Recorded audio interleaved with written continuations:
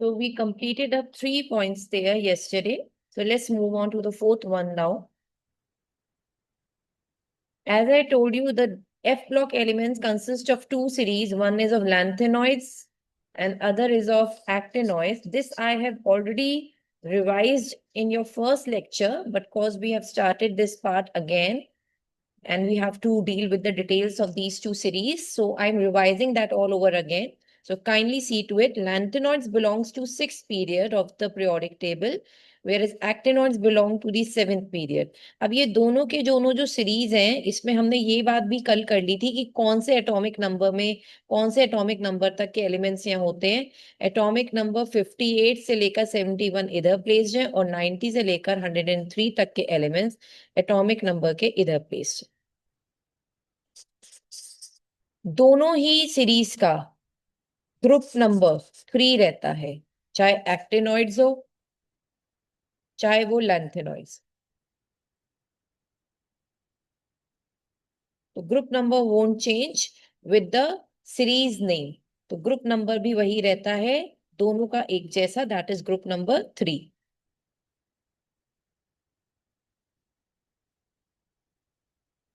ये भी मैंने आपको बताया था कि डी ब्लॉक के अंदर और एफ ब्लॉक के अंदर क्या होता था कि डी ब्लॉक के अंदर तो लास्ट इलेक्ट्रॉन पेनल्टीमेट शेल के डी सब शेल में जाता था, और इधर क्या होता है एफ ब्लॉक के अंदर, जो लास्ट इलेक्ट्रॉन है of F block elements enters कहाँ पे, it enters the antepenultimate shell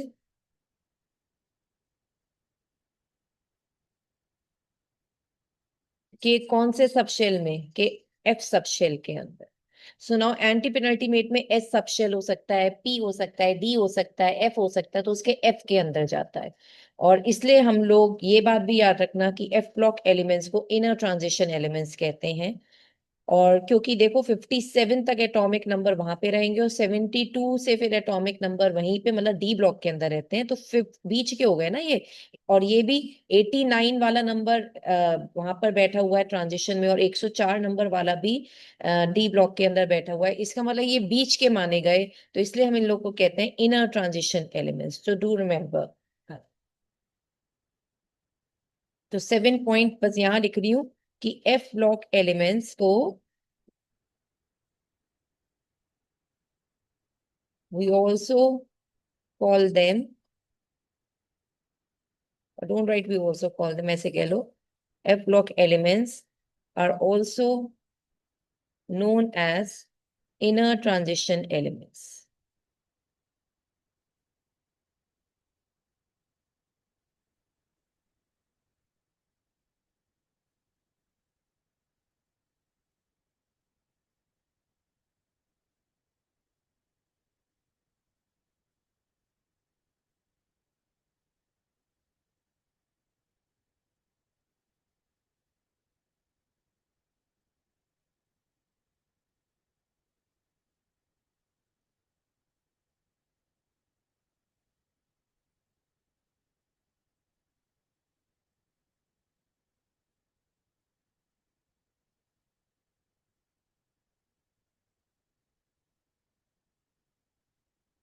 okay, so let's get started. अभी मैंने 4 से लेकर 7 के जो पॉइंट्स करे हैं ये फर्स्ट लेक्चर में भी हैं, तो बस आप एक बार इसे देखकर दोबारा से कर लीजिएगा, ठीक है. अब आगे बढ़ते हैं बेटा. So now let's get started with the main point of this lanthanoid and actinoid series. So let's get started with the properties now. तो प्रॉपर्टीज में सबसे पहले एटॉमिक एंड आयनिक साइजेस.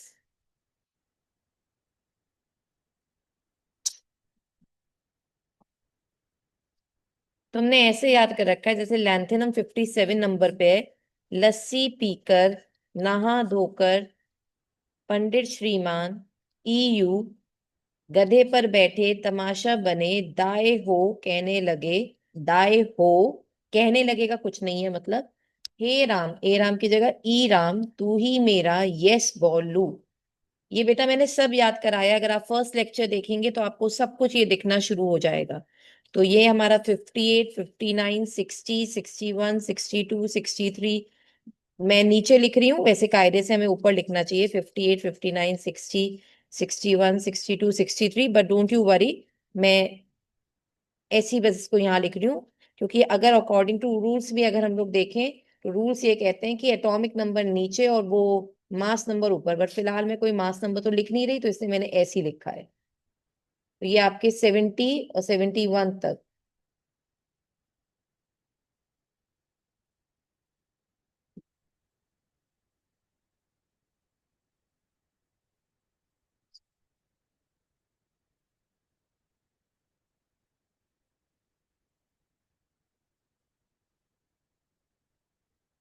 ये आ गए 71 तक के आपके elements.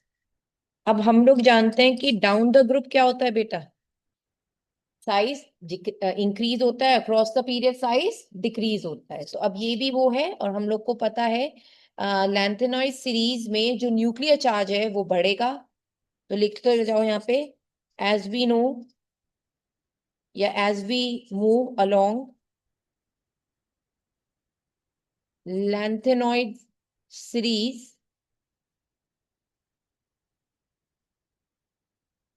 the nuclear charge increases by 1 unit। ये इसका एटॉमिक नंबर देखकर भी हम बता सकते हैं, इसलिए एट ईच सक्सेसिव एलिमेंट, हर एक आते आते एलिमेंट में सिर्फ 1 यूनिट के चार्ज का इंक्रीज होता जा रहा है। The new electron is added into the same subshell, और ये रिजल्ट करता है, this results in increase of attraction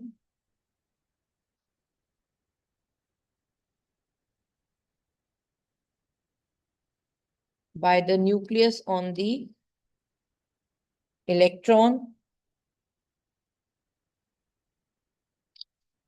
and so the size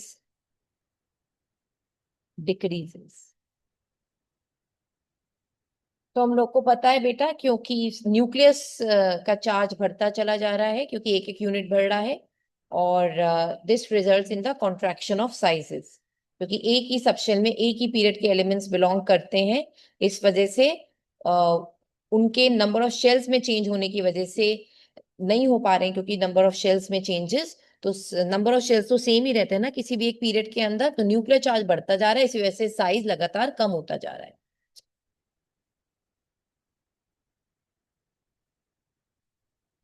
दूसरा, जो नया इलेक्ट्रॉन है, जो लास्ट इलेक्ट्रॉन है, वो कहाँ जाता है, एफ के अंदर, और एफ कहाँ बैठा हुआ है, एंटी पेनल्टीमेट शेल के एफ ऑर्बिटल के अंदर लास्ट इलेक्ट्रॉन आता है, जो इम्परफेक्ट शील्डिंग करते हैं, यानी सबसे बाहर वाले इलेक्ट्रॉन को इतना स्ट्रॉन्ग रिपल्शन ऑफर नहीं करते, और ये इम्परफेक्ट शील्डिंग की वजह से भी साइज छोटा होने लग जाता है। इज इट डन बेटा ये वाला पॉइंट? तो यही लिखिए, further as the new electron is added into the F subshell,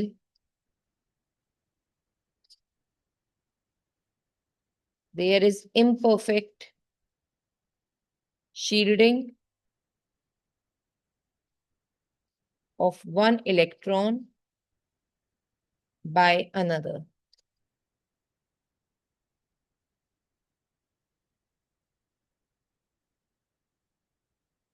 This imperfect shielding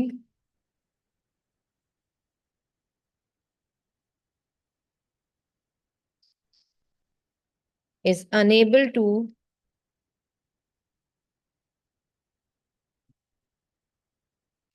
counter the balance effect of increasing nuclear charge. Hence, size contracts।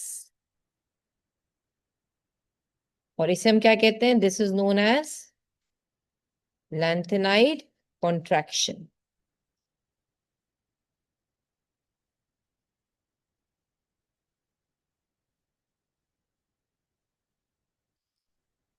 The regular decrease in the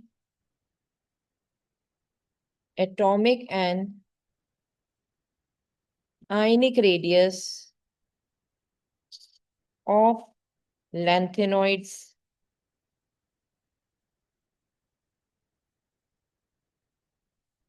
with increasing atomic numbers is known as lanthanoid contraction. बेटा according two marks देखो, अगर ज्यादा मांग रहे हैं तो ऊपर वाला पार्ट लिख कर आओ, नोन एज लैंथेनाइड कॉन्ट्रैक्शन। अगर 1 मार्क का है तो बस इतना सा लिखाओ, नीचे वाला ये वाला पार्ट। तो अकॉर्डिंग टू मार्क्स देखना, उसके हिसाब से देखना। और लैंथेनाइड कॉन्ट्रैक्शन क्या होता है, क्यों होता है? पुअर शील्डिंग की वजह से। तो यहाँ लिख लीजिएगा। Are you done with this thing? It is caused by the poor shielding effect of 4f electrons to one another.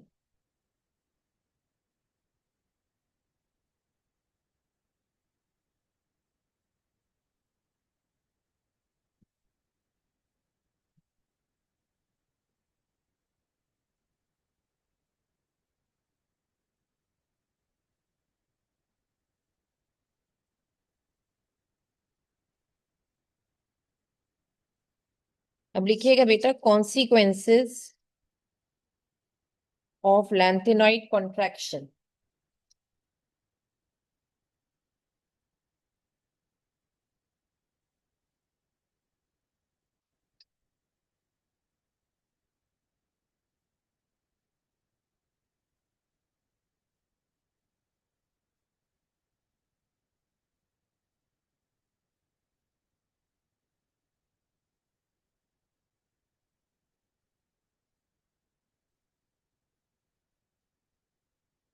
एक तो जो हम पहले पढ़ चुके हैं कि जो कि 3 सीरीज 4 सीरीज जो होती है हमारी, 3D 4D 5D 6D में। तो जो सीरीज में है डाउन द ग्रुप अगर देखा जाए तो साइज बढ़ना चाहिए, मगर हम देखते हैं कि उनकी साइजेस एक ही ग्रुप के अंदर या तो सेम हो रहे हैं या छोटे हो जाते हैं। और ये देखा जाता है second and third transition series में।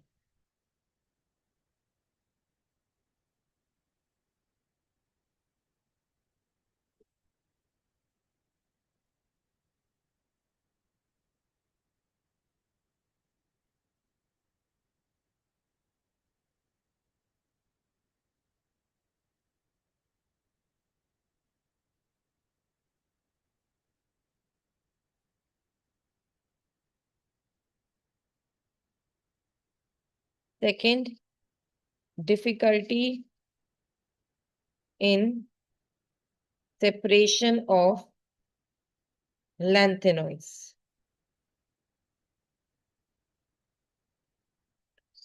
क्योंकि बेटा इनके जो चार्ज है, या ऐसे देखा जाए इनका जो चेंज है, जो आयनिक रेडियस आता है, चेंज इन आयनिक रेडियाई, वो बहुत छोटा है, ना के बराबर, मतलब इज वेरी स्मॉल। इसलिए इनकी जो केमिकल प्रॉपर्टीज होती हैं वो ऑलमोस्ट सेम हो जाती हैं एक दूसरे के साथ। So their chemical properties are similar. और इन सिमिलर केमिकल प्रॉपर्टीज की वजह से इनके बीच में डिस्टिंग्विश करना मुश्किल हो जाता है, इसलिए इन्हें सेपरेट करना भी प्योर स्टेट में डिफिकल्ट टास्क है।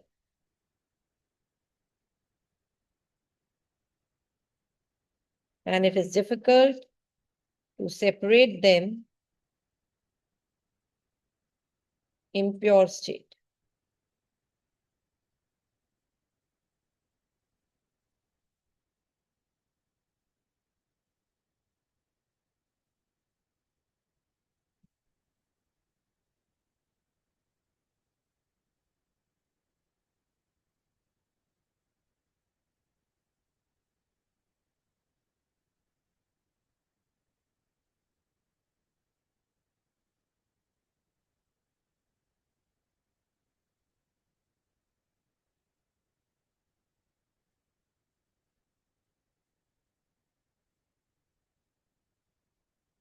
Ion exchange method is used to separate lanthanoids with the help of some properties like solubility, complex formation, मतलब इनके थ्रू हम कुछ हद तक लैंथेनॉइड्स को एक दूसरे के साथ जब वो बैठे हुए हैं तो उन्हें अलग किया जा सकता है. Hydration and basic character of hydroxides, as in these properties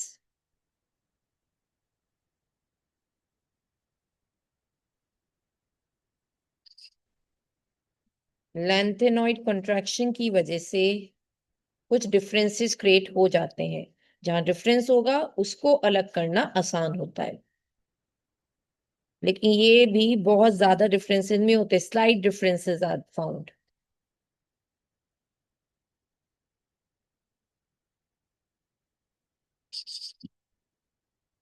जैसे फॉर एग्जांपल हम बेसिक स्ट्रेंथ की बात करते हैं. Basic strength of hydroxides. अब La3+ से लेकर जो अभी लास्ट एलिमेंट था Lu3+ था. हमें पता है साइज जो होते हैं वो डिक्रीज होते हैं, ऐसे चलने पर साइज डिक्रीजेस. अब हम लोगों ने एक फेजांस रूल पढ़ा था, दैट वाज इन क्लास 11, जो ये कहता था जितना छोटा आपका कैटायन होगा उतना ज्यादा उसके अंदर कोवलेंट करेक्टर पाया जाएगा. Lesser is the what size of the cation, more is the covalent character found in that ionic compound. ठीक है, तो बताओ ऐसे चलने पर साइज डिक्रीज हो रहा है तो हम क्या कहेंगे, covalent character would decrease, therefore sorry covalent character increase होगा बेटा. इधर कोवलेंट करेक्टर वुड इंक्रीज.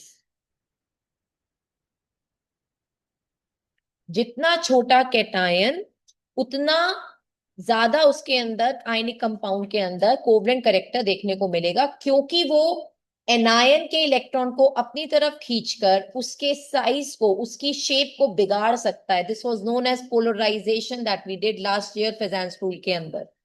तो यहाँ ये पॉइंट याद रखना है, this is somewhat important here. हम इसी के बारे में यहाँ पे बात कर रहे हैं. तो अगर कोई आपसे पूछे कि कैसे आपने करा, तो आप लिखो यहाँ पे नोट करके point. Smaller the cation, easily it will draw the electron of anion, causing distortion of anion electron cloud. This results in increase of covalent character. उतना ज्यादा कोवलेंट करेक्टर पाया जाएगा. तो अभी हमने देखा अगर La3+ से लेकर Lu3+ की बात की जाए, ये लास्ट है. साइज सबसे छोटा, मैं ऐसे लिख रही हूँ बेटा हिंदी में जानबूझकर, सबसे छोटा किसका है, इसका. तो जिसका कैटायन सबसे ज्यादा छोटा उसके अंदर उतना ज्यादा कोवलेंट करेक्टर. ठीक है. और अगर मैं इन सबके हाइड्रोक्साइड बना दूं, if I talk about lanthanum hydroxide और ल्यूटीटियम हाइड्रोक्साइड, मैंने ये बोला, तो आप कहोगे मैम क्योंकि ल्यूटीटियम हाइड्रोक्साइड में इसका साइज सबसे छोटा है, ऐसे चलने पे साइज क्योंकि छोटे होने लग जाते हैं लैंथेनाइड कॉन्ट्रैक्शन की वजह से, तो साइज सबसे ज्यादा छोटा इसका है. इसका मतलब इसके अंदर सबसे ज्यादा basic character, covalent, basic compounds के अंदर कोवलेंट करेक्टर होता है, तो इसलिए इसके अंदर सबसे ज्यादा कोवलेंट करेक्टर पाया जाए. Is that clear dear? तो अब आप नोट करके पॉइंट लिखना.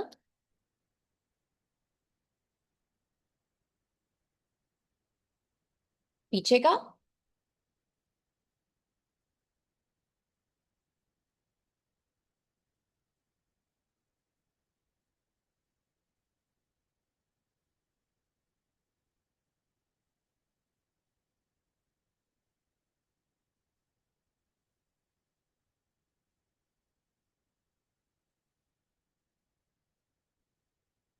डन. बस यहाँ पे लिखिए, therefore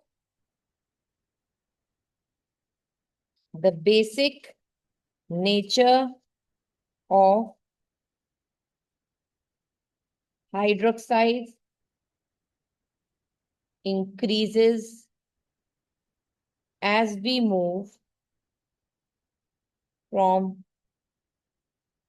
LaOH का whole thrice to LuOH का whole thrice.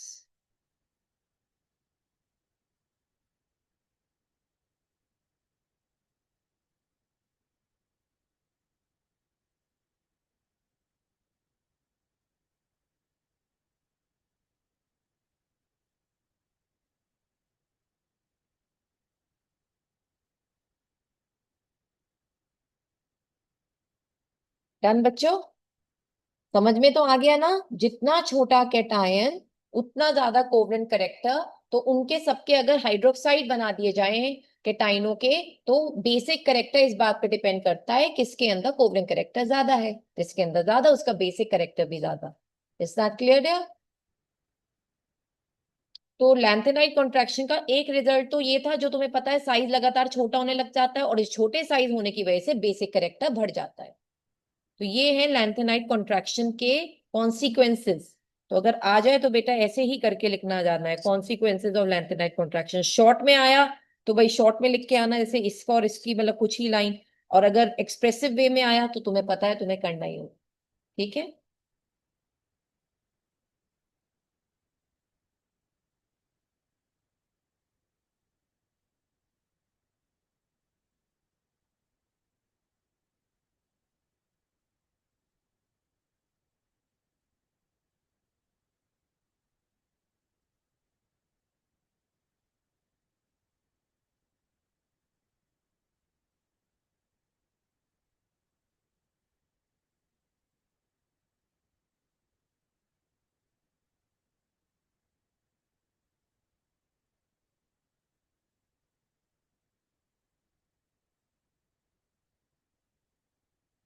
Done everyone? तो we are done with this consequences of lanthanoids. अब टॉपिक डालिए ऑक्सीडेशन, मतलब एटॉमिक साइजेस और वो वाली सारी बात खत्म हुई। हमने ये करा था ना, फर्स्ट पॉइंट वाज दिस। अब हम सेकंड पॉइंट पर है, ऑक्सीडेशन स्टेट ऑफ लैंथेनाइड्स। हम लैंथेनॉइड बोले या लैंथेनाइड बोले, एक ही बात होती है। ठीक है?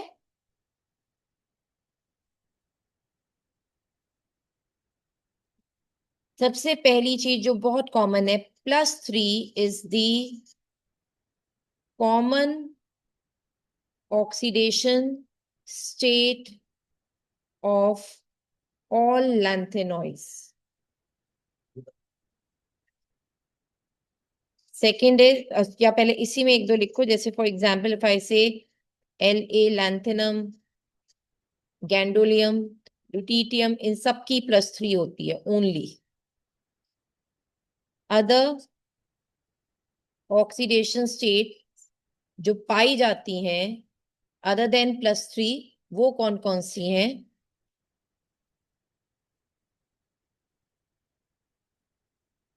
+2 और +4 होती हैं डियर।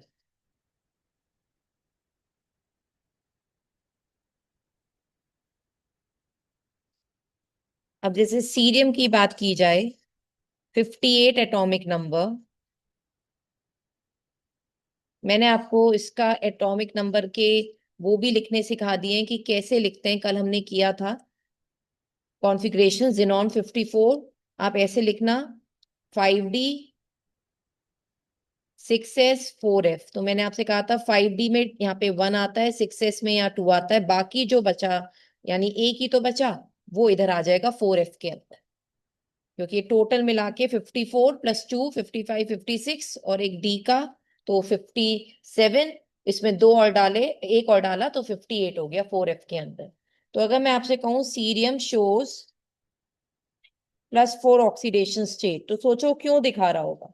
लगाओ बुद्धि। +4 का मतलब 4 इलेक्ट्रॉन हटाएंगे। तो जरा सबसे बड़ा कौन है, 6s से हटेगा, ठीक है, 2 हट गए। फिर किससे हटेगा, 5d। फिर किससे हटेगा, 4f। ठीक है, 4 इलेक्ट्रॉन ऐसे हट गए। तो बताओ अब क्या बच रहा है, Ce4+ में कौन सी ऑक्सीडेशन स्टेट आ रही है, सॉरी 4+ में कौन सी स्टेबिलिटी आ रही है, जिनॉन की आ रही है 54, जो कि स्टेबल नोबल गैस कॉन्फ़िगरेशन है। और स्टेबल नोबल गैस कॉन्फ़िगरेशन को एक्वायर करने के लिए ये 4+ स्टेट भी सीरियम दिखाता है। समझ में आ गई कि हम कह रहे हैं ना कि वैसे तो सबसे कॉमन +3 है, तो क्यों कुछ एलिमेंट +4 दिखा रहे हैं, +3 दिखा रहे हैं, तो रीजन सबका एक ही रहा होगा, that is all because of बेटा स्टेबिलिटी। दुनिया में कोई भी केमिस्ट्री में रिएक्शन चलती है, मैं कहती हूँ केमिस्ट्री को लाइफ से जोड़ो, तुम पढ़ रहे हो, क्यों पढ़ रहे हो, ताकि कोई करियर बना सके मैम, टू अटेन स्टेबिलिटी, एक हैंडसम इनकम आ जाए, स्टेबल हो जाए, दुनिया में हमारी इज्जत हो जाए। तो all these are your efforts to attain, attain what, stability in life, right बच्चे।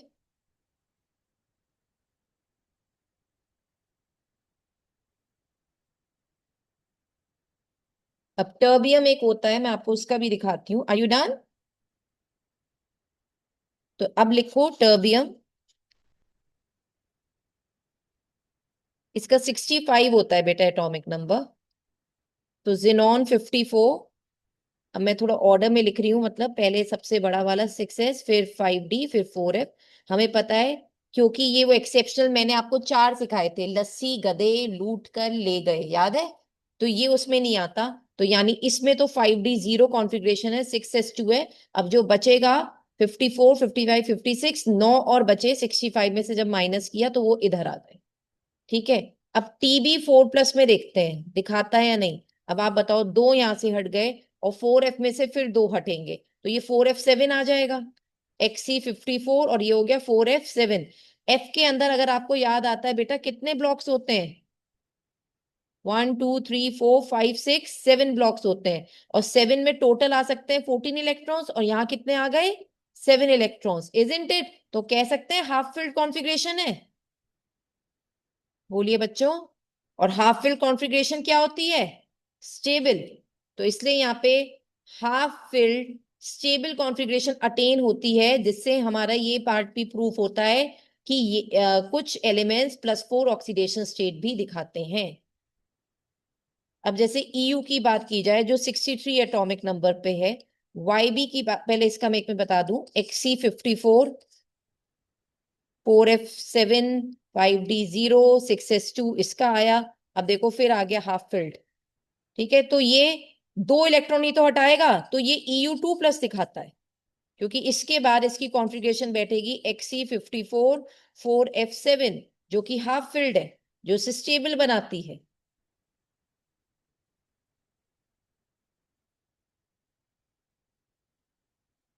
Isn't it.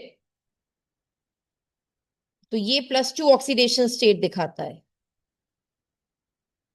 ऐसी एक और है YB, that is 70, Xc54, 4f14, 5d0, 6s2, 2 electron निकालते ही इसका फुली फिल्ड स्टेबल कॉन्फ़िगरेशन हो जाएगा। तो यहां लिखो फुली फिल्ड स्टेबल कॉन्फ़िगरेशन आ गया। इस वजह से हमारा प्रूफ होता है कि लैंथेनॉइड +3 के अलावा +2 और +4 भी दिखाते चाहते हैं, क्योंकि ये उसमें फुली फिल्ड या हाफ फिल्ड होकर स्टेबल हो जाते हैं।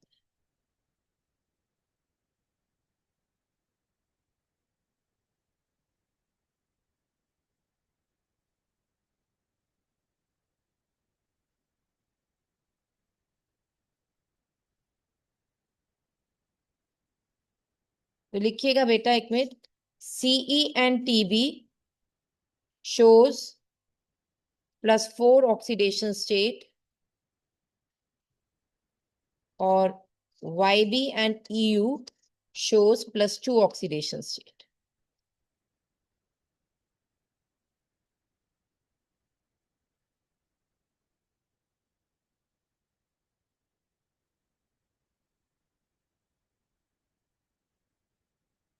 और most common stable of configuration कौन सी है, +3। ठीक है, अब इसकी बात करते हैं। तो ये हमारा कौन सा पॉइंट चल रहा है रिया? अब थर्ड पॉइंट लिखना है इसमें। +3 जो मोस्ट कॉमन स्टेट है, +2 वाला भी यहाँ पर आने की कोशिश करता है कई बार, और +4 वाला भी यहाँ पे अटेन करने की अपने आप को कोशिश करवाता है कि भाई मैं भी उस कॉमन सीरीज में आ जाऊं। तो जब +2 को +3 दिखाना है तो उसे ऑक्सीडेशन करना पड़ेगा, और +4 को +3 तक आने के लिए रिडक्शन करना पड़ेगा। समझ में आ रही है बात या नहीं? तो अगर ये इलेक्ट्रॉन लूज करेगा, इलेक्ट्रॉन अपने अंदर से बाहर निकालेगा, तभी तो ये +2 से +3 बनेगा। तो यानी ये रिड्यूसिंग एजेंट की तरह काम करता है। अगर कोई भी +2 से +3 की तरफ मूव कर रहा है तो रिड्यूसिंग एजेंट है, और अगर +4 से 3 आना है, रिडक्शन दिखाना है, तो यानी उसे इलेक्ट्रॉन गेन करना पड़ेगा। तो ये ऑक्सीडाइजिंग एजेंट की तरह काम करेगा। रिमेंबर दीज पॉइंट्स बेटा, ये बहुत इंपॉर्टेंट होते हैं। इन ईच केस, या ऐसे लिखो, each case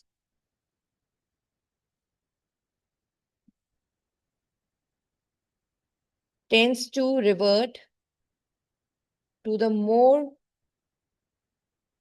stable oxidation state of +3 by loss or gain of electrons.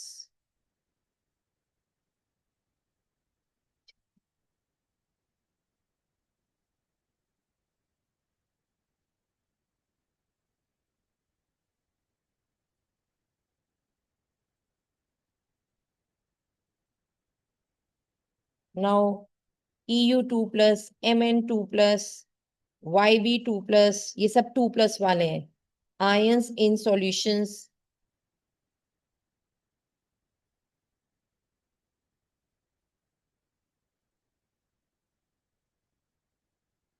बताओ ये 2 plus क्या बनना चाहेंगे? 3 plus तक आना, तो they will act as very good, are good reducing agents.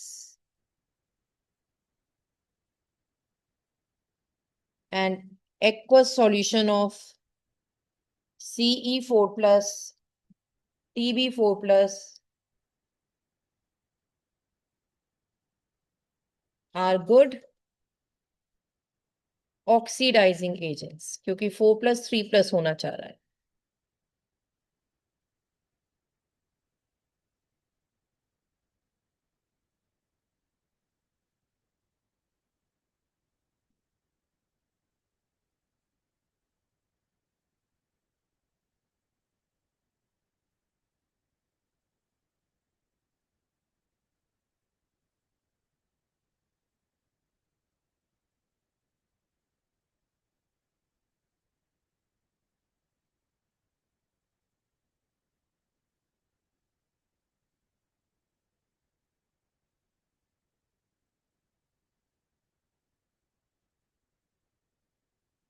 Done?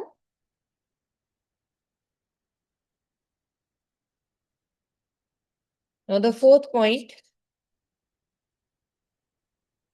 lanthanoids show limited number of oxidation states because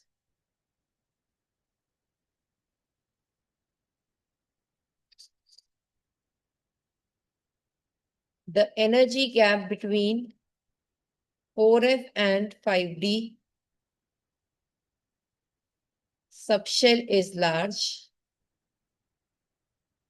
तो होता क्या है बेटा, जब आप मान लो 5d में से इलेक्ट्रॉन हटाना चाहते हो, ठीक है, तो वो एनर्जी 4f तक भी चली जाती अगर इनके बीच में गैप कम होता तो यानी 5d में तो वैसे बहुत कम इलेक्ट्रॉन्स होते हैं, ठीक है, तो उनके इलेक्ट्रॉन निकलने में जितने निकल जाए उतनी ऑक्सीडेशन स्टेट दिखा देते हैं, इसलिए इनकी जो ऑक्सीडेशन स्टेट है वो डी ब्लॉक के मुकाबले बहुत कम दिखाई जाती है। यानी ये तो +2 +4 +3 पर आके रुक गए, इनकी बहुत वेरिएबल नहीं है, वहां तो +8 तक गई हुई है। +8 किसकी थी? ऑस्मियम की होती थी। ठीक है, जैसे हमने मैग्नीज की +7 पढ़ी है ना, ऐसे ही याद रखना डी ब्लॉक में एक एलिमेंट होता है ऑस्मियम, OSMIUM, उसकी होती है +8, उससे ज्यादा अभी तक किसी की नहीं। ठीक है, तो चलिए यहाँ पे लिख लीजिए। कुछ एक्सेप्शंस की बात करते हैं डियर, अब जो ट्रेंड से हटकर है।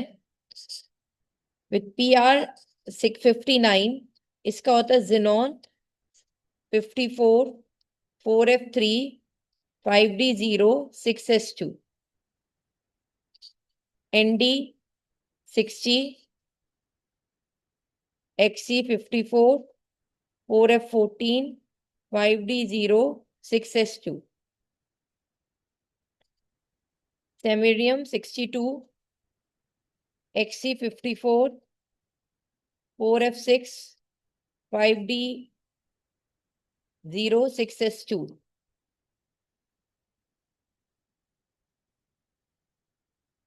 और एक है हमारे पास DY that is 66 Xenon 54 4F10 5D0 6S2।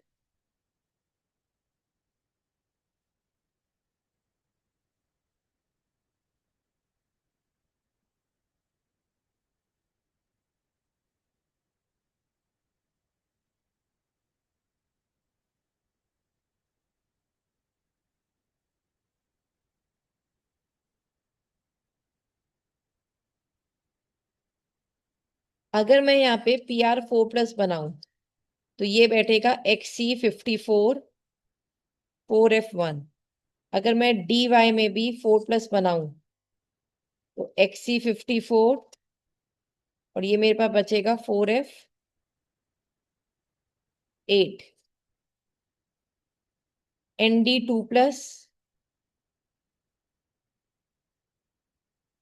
XC54 4F4, दो ही हट गए तो 4F14 मतलब। और ये आ गया हमारे पास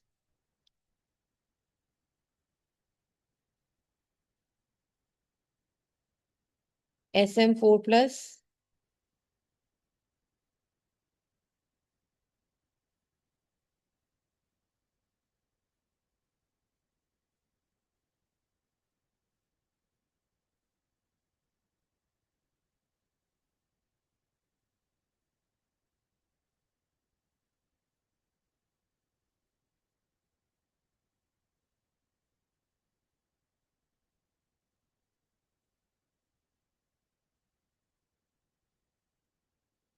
इसे 4+ ही बना दो बेटा, एक सेकेंड, इसको ND4+ ही करना।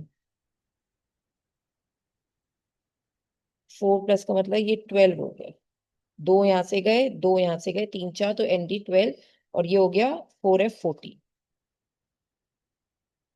सॉरी 1 सेकेंड, SM4 4+ में ये हो गया 4F4। दो यहाँ से हटे, दो यहाँ से हटे, 4F4 ही तो बचा।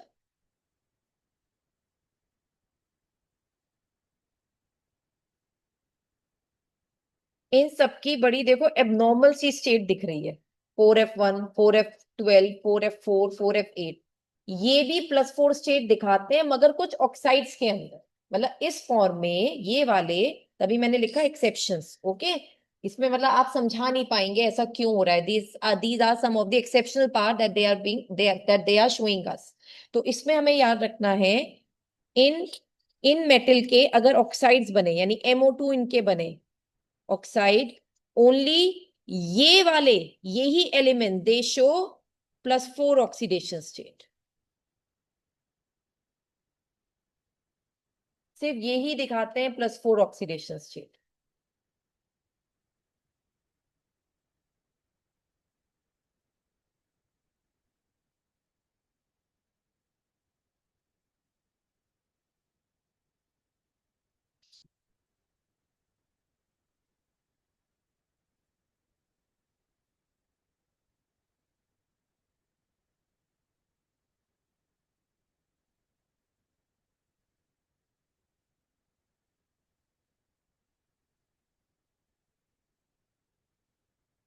ये एक गुड एनालिटिकल रिएजेंट है बेटा, जिसे हम कहते हैं सीरियम 4+, और सीरियम 4+ तो हमने लिख ही लिया था ना, ये हो गया Xenon 54,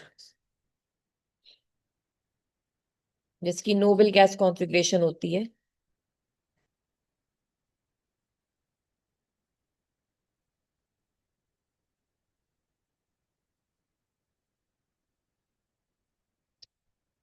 तो ये एक strong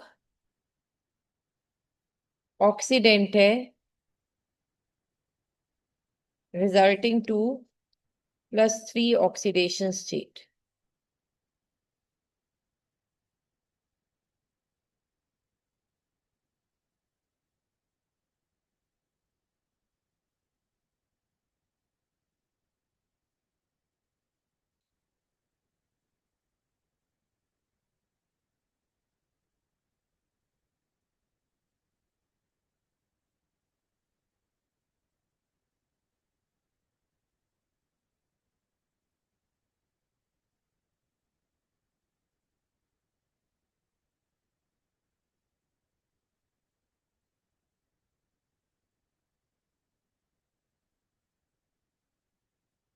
done.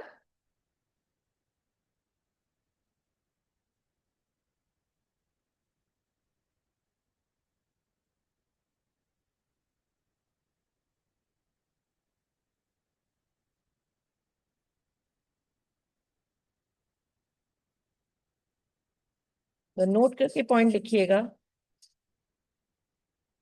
E0 value of Ce4+ to Ce3+ is 1.74 volts, which suggests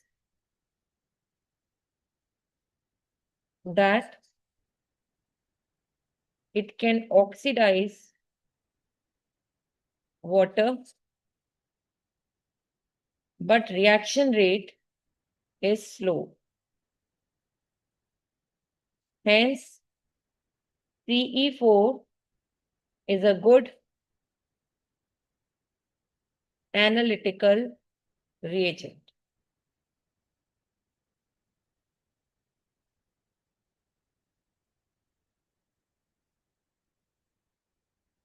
हमने ये पढ़ रखा है बेटा, जिसका E0 ज्यादा होता है उसकी लोअर ऑक्सीडेशन से ज्यादा स्टेबल होती है।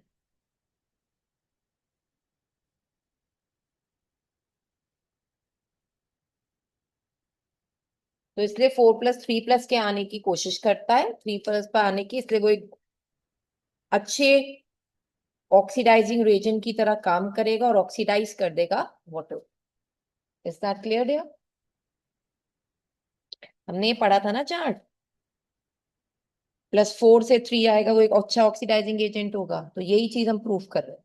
तो उसकी E0 वैल्यू भी इस बात को सपोर्ट करती है। मतलब आप समझे, कुछ ट्रेंड समझ में ऐसे नहीं आता, क्योंकि नोबल गैस जब कोई अटेन कर लेता है तब तो उसको अपनी चेंज करनी नहीं चाहिए ऑक्सीडेशन स्टेट, मगर ये फिर भी करता है। Is that clear? क्योंकि इसकी एक फैक्टर इसको यहां सपोर्ट कर रहा है, तो दूसरा फैक्टर इसका E0 है जो उसे 3+ पे सपोर्ट करता है।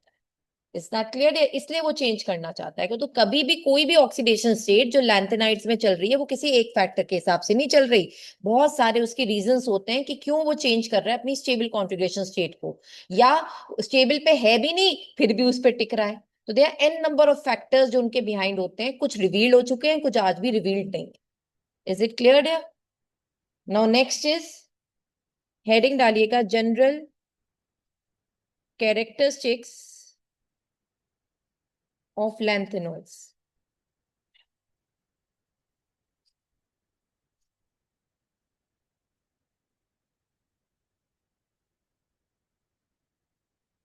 All lanthanoids are silvery white, soft metals,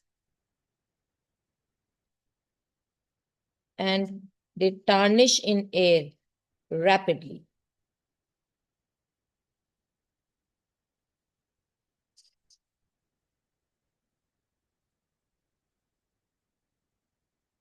The hardness increases with the increase of atomic number,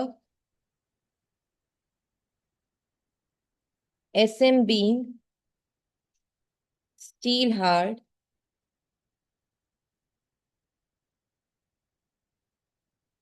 metal luster,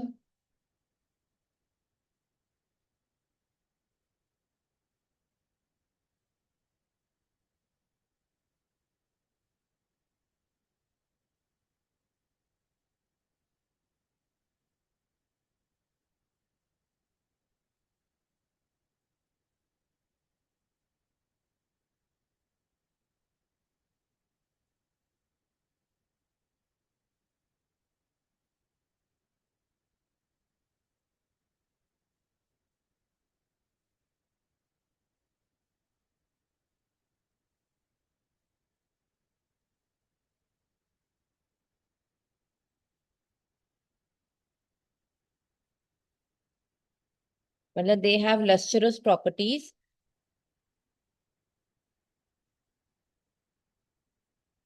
Present. फिर fourth, they are good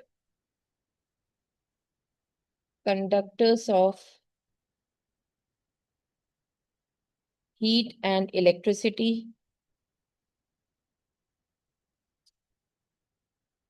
जो ट्राइवेलेंट है lanthanoids ion are colored in solid state as well as in aqueous state.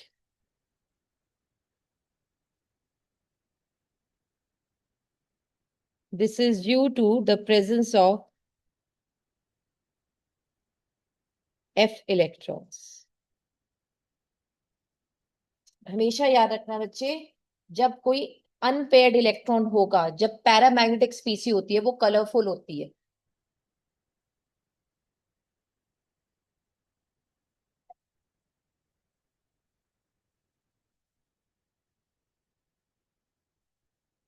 लेकिन अगर कोई diamagnetic species है या जिनके पास electrons है ही नहीं, वो सब कलरलेस होते हैं.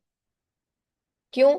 क्योंकि जो अनपेयर्ड इलेक्ट्रॉन होता है वो जंप लगा सकता है, वो कलर दिखा सकता है by absorption of light and then again emitting the other light of complementary part पर. तो whereas when we talk about the diamagnetic behavior, तो we don't have paramagnetic electrons, I mean we don't have unpaired electrons, तो उनकी jumping tendency नहीं रहती, इसलिए ना absorption होता लाइट का, ना कोई कलर एग्जिबिशन होता. दूसरी चीज, अगर किसी के पास इलेक्ट्रॉन है ही नहीं तो जंप कौन लगाएगा?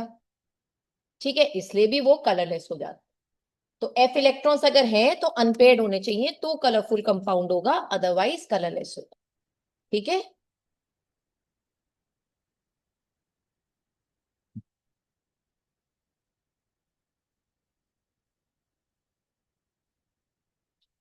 देखिए नाइदर तो let's talk about neither La3+, जिसमें F0 कॉन्फ़िगरेशन है, इलेक्ट्रॉन्स है ही नहीं, नॉर Lu3+, जिसमें 4f14 कॉन्फ़िगरेशन है. बताओ ये कलरफुल होंगे कलरलेस होंगे? क्या ये कलर दिखाएंगे? नहीं दिखाने के ना बेटा, है ही नहीं ना एफ इलेक्ट्रॉन, और यहाँ पे सब बंधे हुए हैं, 14 के सारी कपलिंग है, अनपेयर्ड है ही नहीं.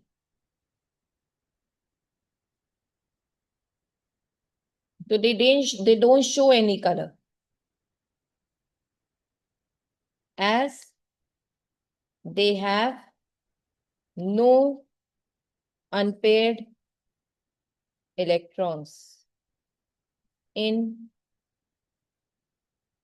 Lu3+ and no F electrons in La3+. Hence, they are colorless.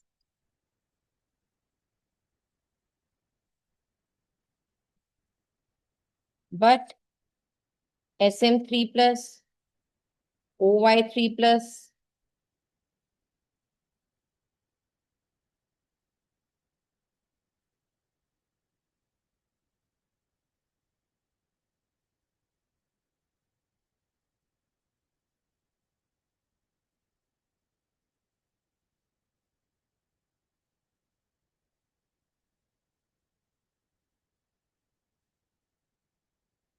ये डी वाई है बेटा, आई एम सॉरी, मैंने ओ वाई लिख दिया।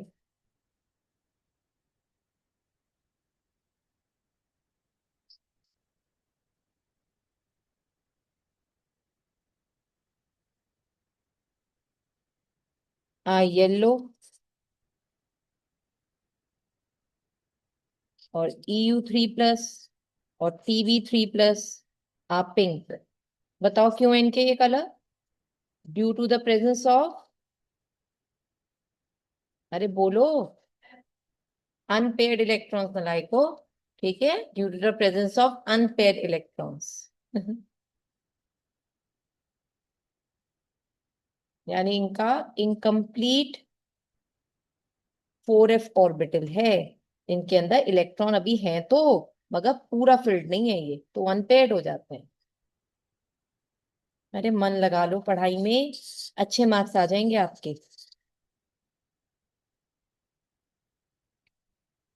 Now they are highly electropositive in nature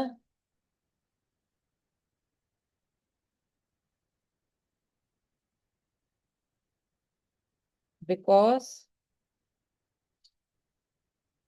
they have low ionization energy.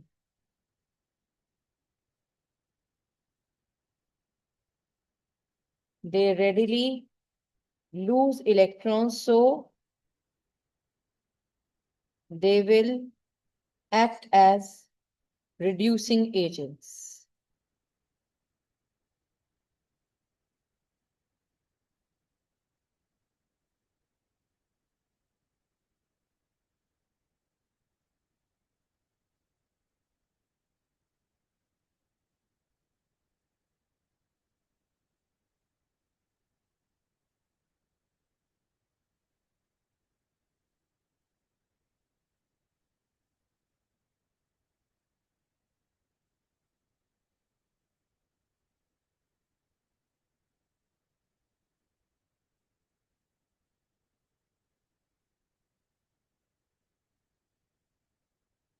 Done, बच्चों?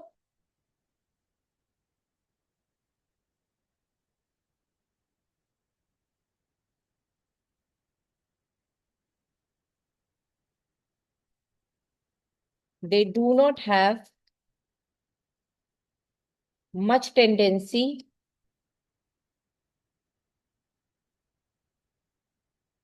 to form complexes due to low charge density because of large size.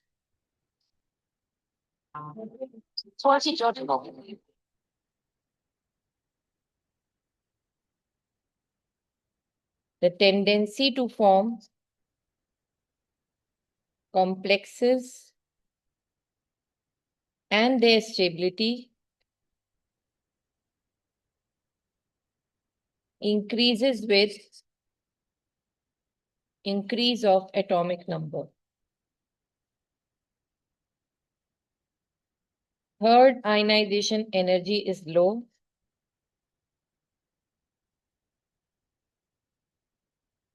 If it leads to stable, half filled, fully filled, and empty configuration. इनके sizes बड़े होते हैं बेटा, इसलिए complexes बहुत अच्छे नहीं बना पाते। और जो थर्ड आयनेशन एनर्जी इनकी काफी लो हो जाती है, बिकॉज ऑब्वियसली लूजली पैक्ड होंगे तो उनको हटाना आसान होगा, क्योंकि उसके पास इफ इट लीड्स टू मतलब stable, half filled, fully filled, empty configuration, तो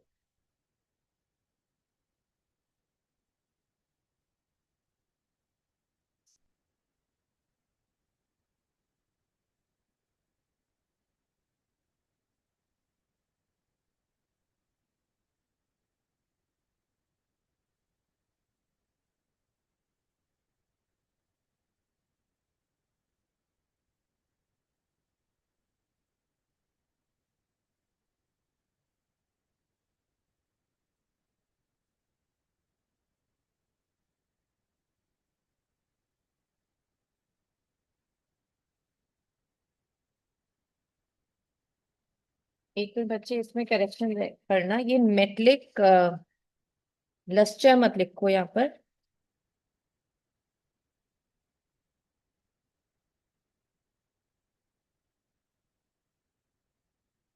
मेटलिक स्ट्रक्चर लिखना, करेक्शन करना इसमें थर्ड पॉइंट में मेटलिक स्ट्रक्चर।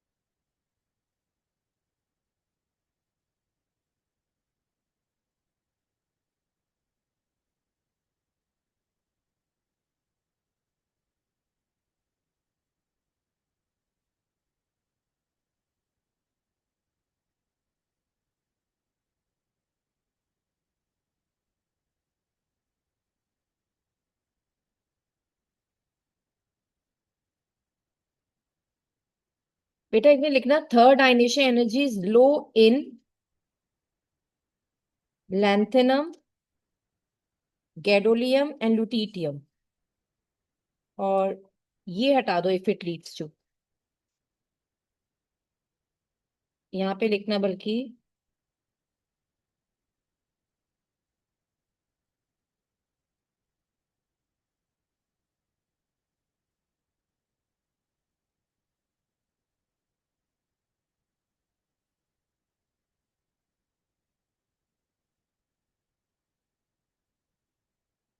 ब्रैकेट में कर देना बेटा, stable, half filled, fully filled and empty configuration. हम इस पॉइंट से कल शुरू करेंगे, 9th पॉइंट। तो आज हम इतना ही रखते हैं। This is all done for today, rest of all will follow tomorrow, so good bye for now.